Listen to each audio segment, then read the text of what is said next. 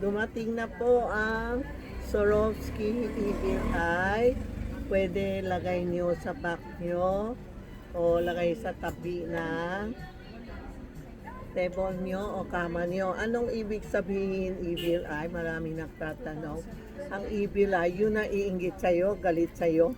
Pag sinuot mo, i-bound niya, balik sa kanya. Ito ang tinatawag na Evil Eye na may mata. Ito ang sa iba, sabi masama kasi yung mga evil, tumatama dito, nagbabam niya. Kaya ina-absorb niya yung mga bad energy, mga hindi maganda, may balak sa'yo, nilagay niyo sa back niyo. Iba o nilalagay sa pendant, no? Maganda ito, Swarovski na dumating na ha, marami kasi naubos.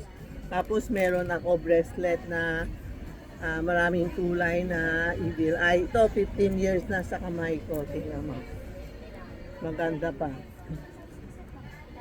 Yan. Ito, isa na lang. Naubos na. Ito ang Evil Eye na 15 years na sa akin. Ganun pa din. Ang ganda. Maraming kulay.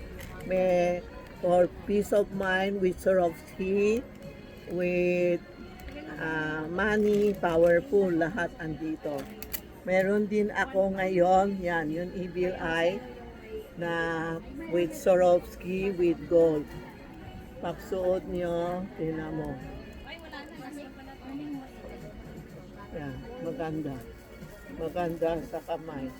Pag may nakita ka, pag may tao nakita, suot mo Evil Eye, iiwas siya sa inyo kasi ang Evil Eye talaga very powerful. Meron din Evil Eye na ibang bato naman, Rui. Ito. Tatlong klase ang Evil Eye ko.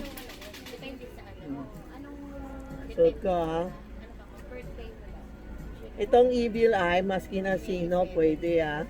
Hindi porke siya no. Yan, masikip sa kamay ko. Yan. Yan ang Evil Eye na tatlong design. Ito, Evil Eye Ordinary. Ito, Evil Eye with Rui. Ito, Evil Eye with Swarovski. Yan.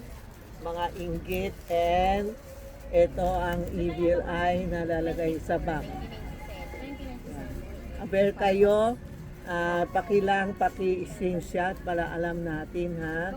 Ito po ang bago natin dumating na Evil Eye for Christmas.